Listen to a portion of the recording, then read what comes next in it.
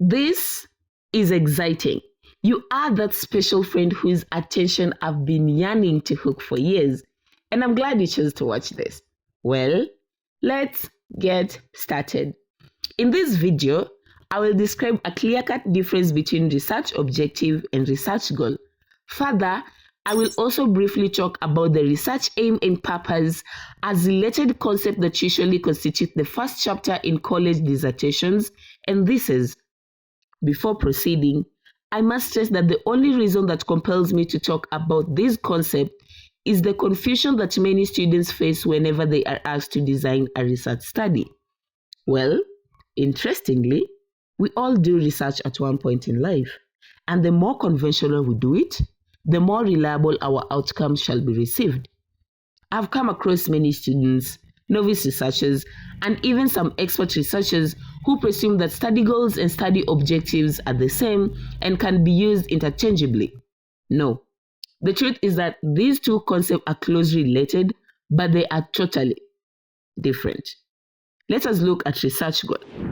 A research goal is a perceived end or achievement, or you can casually call it the desired revelation in a particular research. Consider this literal example. In a football game, the players tactically and emphatically strive to score a goal, to which they joyously celebrate it. Therefore, it shows they have achieved the desire of their efforts, which in this case is the outcome they anticipated all along. An example of a study goal can be this: to predict the relationship between patient stress levels and the duration of acute wound recovery in the long-term care setting of a tertiary hospital.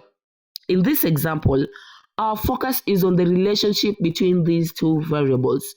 We really yearn to know whether these variables relate as if we sit at the end of the project. When it comes to study objectives, we focus more on the process that we must follow before we meet the outcomes. Do you notice the difference has started to emerge? The study objectives are the actions, steps, or activities that we intend to perform before we can reach the goal. I'll give an example of a study objective like this. To determine the effects of YouTube addiction and classroom performance among college students. In this example, our focus is to determine, but you're not sure if you really get what you want. Look at the lexical and contextual meaning of determine.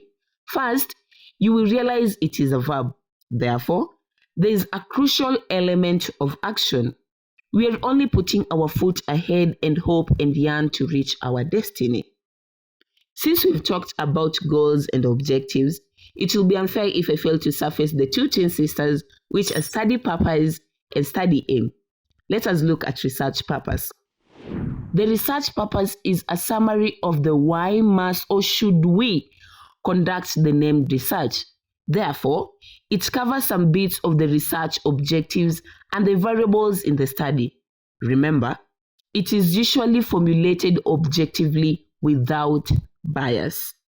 Finally, let us look at the research aim. Research aim is what the study strictly intends to do so as to fill the research gap which was noted in the literature or practice. Research aim also relates to the study objectives and goals. In most cases, when writing, we coin the study aim from the title of the study since it is the apical idea of the study. Don't forget to check my next video which describes with examples how to write each of these sections in your university research papers. Nevertheless, if you need further assistance related to research paper writing and coaching, please use the contacts provided on the video description. Don't forget to comment below and let me know what you want me to discuss in the next video. Cheers!